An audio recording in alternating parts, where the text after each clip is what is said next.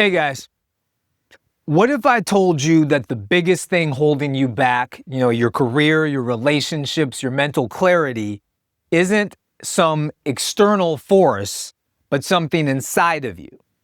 Something that feels like your best friend, but might actually be your worst enemy. I'm talking about your ego, specifically how it twists reality to make you feel safe while keeping you stuck.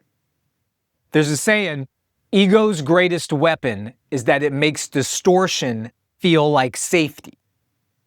Let's unpack that because it's a game changer for any dude trying to level up in his 20s and 30s. Stick with me, this is going to hit home. So, first off, what do I mean by ego? It's not just like arrogance or thinking, you're the shit. Though, yeah, that can be part of ego. Ego is that inner voice that's obsessed with keeping you comfortable, protecting your identity, and making sure that you never look weak. It's the part of you that says, nah, I'm good, when deep down, you know you're not. And the wild part, science backs this up. Studies in psychology show your ego uses tricks, cognitive biases, defense mechanisms to distort reality so you feel safe. But that safety is a trap. So let's break it down with some real-world examples that every guy can relate to. So picture this. You're pissed off after a rough day at work.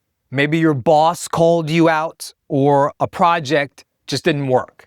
But instead of admitting you're angry, you tell yourself, I'm just tired. That's your ego stepping in.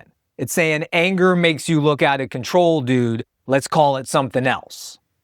Research on cognitive dissonance way back from Leon Festinger in the 1950s shows we do this to avoid mental discomfort.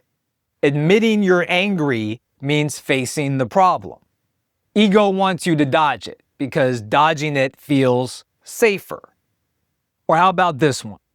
You land a big win, maybe a promotion or you close a deal. You're hyped and your ego's like, I earned this is all me. But what about the mentor who hooked you up? Or the coworker who had your back? Or just the sheer luck of being in the right place? Studies on self-serving bias say that we take credit for wins but blame losses on anything but ourselves. It feels good to be the hero of your own story, but it's not the full truth. And that disconnect, it keeps you from growing. Now let's talk about something that we all deal with, criticism. You post something on social media, maybe a hot take or you flex about something, and someone says something back, and your first instinct is, they're just haters. Boom, ego strikes. Instead of asking, is there any truth in what they're saying, you just immediately shut it down. Social psychology calls this a defense mechanism. Projection, to be exact. Anna Freud's work in the 1930s showed we push away criticism to protect our self-image. It feels empowering, like you're owning, like you're getting one on the haters, but you're really not. You're actually hiding. And it's not just personal. This ego stuff scales up. So think about the world around us, governments, companies, even social movements. They all have a collective ego. Ever notice how surveillance gets sold as protection, or censorship is keeping us safe? That's the group version of what your ego does. Research on moral foundations theory shows groups prioritize loyalty and safety over truth when they feel threatened. It's why we buy into narratives that feel good but aren't fully honest, like our side's always right. Big thing, why does this feel so good? Because your ego ties these distortions to who you are. If you admit you're wrong or that you need to change, it feels like you're losing yourself. Terror management theory, check Greenberg from 1986, says we cling to benefits that make us feel secure, even if they're shaky. Truth is freeing, but it's also scary. It means letting go of control, and your ego hates that. So it hands you this cozy lie instead, stay where you are. You're good, you're safe. So how do you break free? It's not about killing your ego. You need some confidence to get through life. It's about noticing when it's lying to you, though. So start small. Next time you're pissed off, don't just say, I'm just tired. Name it, feel it, journal it if you have to. And when you get called out, pause and ask, is there truth here? Studies on self-concept clarity show that facing reality, even when it stings, makes you more grounded over time.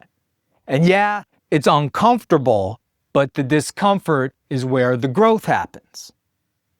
For the big stuff, society, politics, all that, check your sources, scroll social media, but don't just vibe with what feels good. Look for the raw truth, even if it challenges your perspective.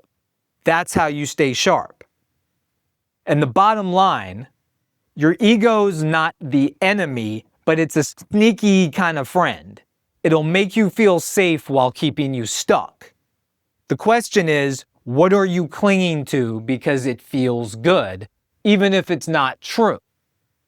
Let me know in the comments. Have you caught your ego pulling a fast one on you?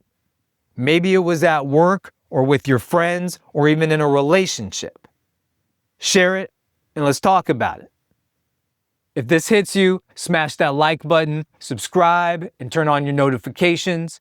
We're going to dive into more real stuff like this in future videos and in the past videos if you guys want to watch the last videos. Until next time, stay honest, and I'll see you around.